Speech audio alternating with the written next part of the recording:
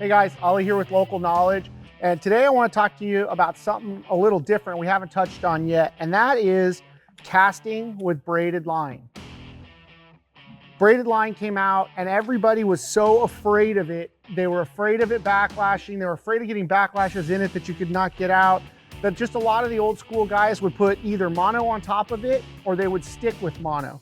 Well, that's really not necessary anymore. For as many years as I can remember now, on all of my casting rods, I'm throwing straight braid with a very, very short leader. This is actually a pretty long one. I just want to make sure that the leader is no longer than the distance from the handle to the tip. And this is about that. Here's a lure. I literally pulled this out of the rack that we finished the season with last year for Bluefin. This is a Gomame from Williamson. It weighs 100 grams. It's pretty light. And again, that's an advantage for the braid.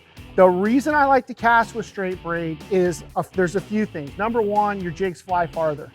Number two, you've got that direct tie to that fish and you can really pull his face off if you want to. It helps you land those yellowtail quicker and also those tuna. And one of the complaints for using straight braid is pulling a lot of hooks. Just this little shot of either 60 or 80 pound, 5 feet of it or so, gives you plenty of shock absorption. If you don't believe me, clip your lure off to something, wrap your hand or your pliers at the other end of the leader and pull on it. And you will see there is a good bit of give. And then you can set your drag accordingly too, so you're not putting too much heat on the fish, but a good amount. This for me has totally become the go-to setup. I use it on both of my setups here, and there's actually a trick to it. So normally a reel this size, I would fill with 65 pound braid. And that's just sort of how I would match it to this for maximum line capacity.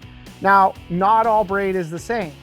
A lot of people are using solid braid that has a low carrier count, like 4 or 6 carriers, which means there's 4 or 6 threads that make that up. My braid of choice is Seaguar Threadlock. And one of the many reasons I like it is the amount of carriers in it.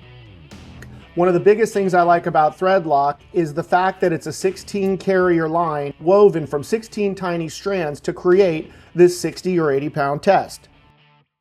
Now, the reason I like using a hollow braid like Threadlock is because of the way it comes off the spool and the way it lays. And what I mean by that is this hollow braid is very supple. It's made up of so many carriers, it's very flexible, it lays over really well. Well, what the guys at Fisherman's Landing told me was put 80 pound on your casting gear. And I'm like, that's way too heavy.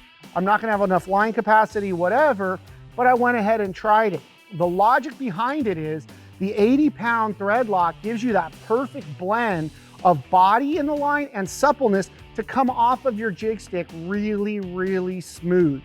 In fact, it's really hard to tell apart from using like 30 or 40 pound mono. You can wing it, but it comes off so soft, you're not as likely to get backlashes, and the line just lays out better. You've got all the strength in the world. And for most applications, like this rod, I'm gonna throw it anything up to about 60 pounds. 60 pound bluefin, 30 pound yellow, whatever. You don't need a ton of line capacity for those fish.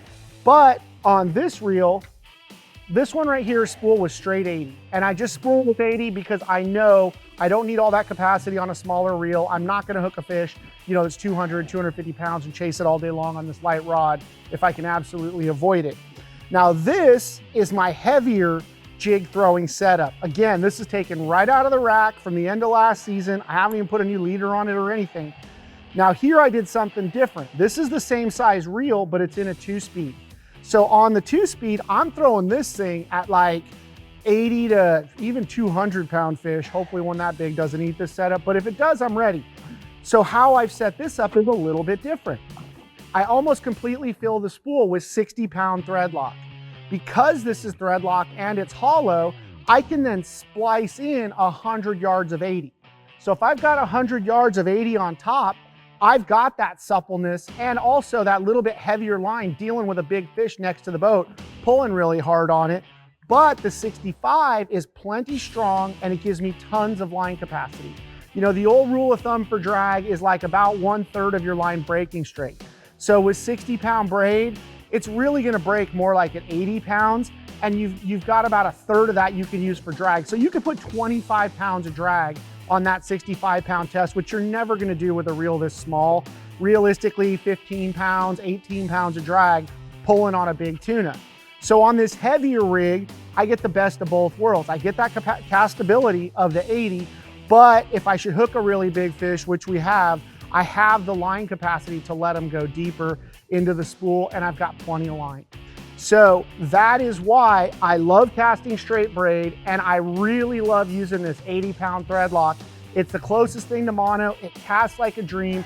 You get longer casts, further casts. You feel like you're tied more directly to the fish, and it just allows you to whip a fish quicker. This works for me. I'd love to know what works for you guys. This trick I've been using for the last 5 or 6 years. I really like it. Tell me in the comments what you're using. Like, what are you throwing at 100+ pound tuna when it comes to casting gear? Is it spin? Is it conventional? I really like throwing the conventional on the bigger fish because, you know, if I do hook that big fish, I can lay it on the rail, I can put it in my wrap pipe, I can fight that fish standing up.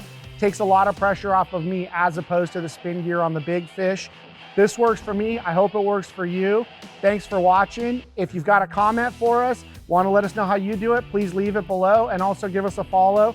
Thanks so much for checking us out. We really appreciate it.